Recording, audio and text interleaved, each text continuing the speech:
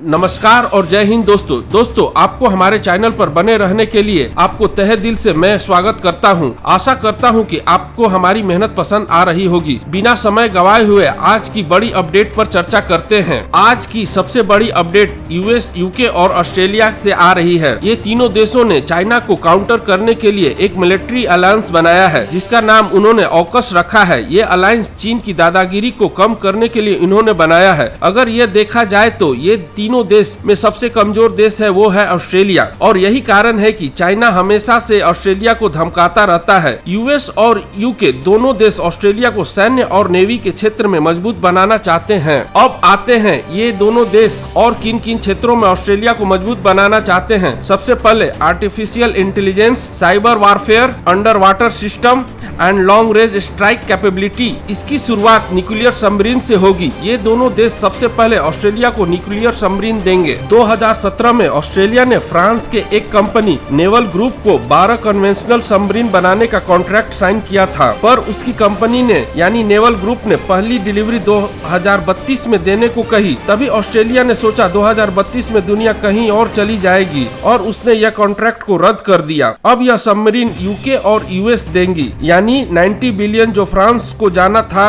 अब वह यूके और यूएस को जाएगी। अगर इंडियन प्रोस्पेक्टिव से देखे तो ऑस्ट्रेलिया मजबूत होता है तो चाइना के ऊपर काफी दबाव बनेगा और फ्रांस और इंडिया की दोस्ती में मजबूती आएगी, क्योंकि फ्रांस इस ग्रुप से खुश नहीं है, क्योंकि उसका $90 बिलियन का कॉन्ट्रैक्ट उससे छीन गया है। मिला जुला कर देखा जाए तो चाइना की लंका लगाने की तैयारी पूरी हो चुकी है। दोस्तों आपको यह बता दूं कि Indian prime minister Narendra Modi 22 सितंबर को अमेरिका के दौरे पर जा रहे हैं। माना जा रहा है कि वहां पर क्वाड देशों की मीटिंग में भी हिस्सा लेंगे, जिससे चीन काफी घबराया हुआ है। दोस्तों अगर चीन किसी समूह से डरता है वो सिर्फ क्वाड समूह है, उसे यह अपने लिए खतरा मानता है। चीन के साथ साथ रसिया भी इस संगठन से डरता है। यही कारण है कि रसिया और इंडिया के बीच की दूरी बढ़ती जा रही है। दोस्तों फॉरेन डिप्लोमेसी में ना कोई किसी का परमानेंट दोस्त होता है और ना ही कोई परमानेंट दुश्मन। अगर कुछ चलता है वो अपने अपने देशों के फायदा, इसी पर दोस्ती बनती है और टूटती है। अगर चाइना की माने तो अमेरिका में होने वाले क्वाड मीटिंग से वह गर्म तवे पर पानी की बूंदों की तरह उछल रहा है। उसकी मीडिया ग्लोबल टाइम्स अपच वाली उल्टियां कर रहा है और अमेरिका और क्वाड को भला बुरा कह रहा है। दोस्तों सही माने तो चाइना अब तक ताइवान को कब्जा कर चुका होता,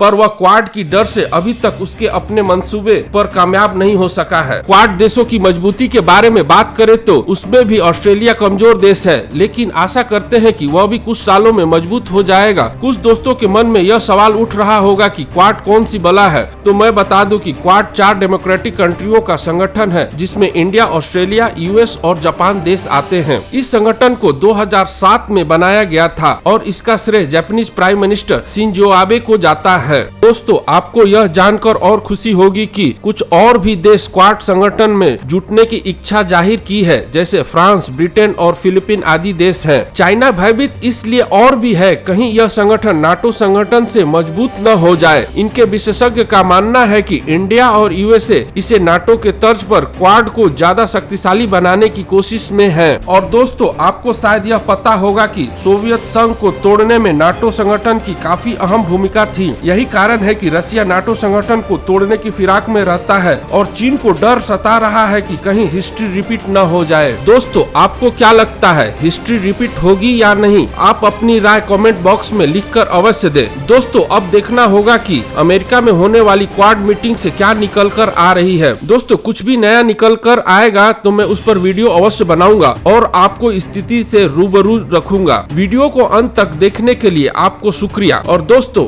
आप और अपने परिवार का बहुत बहुत ख्याल रखें और खुश रहे। धन्यवाद।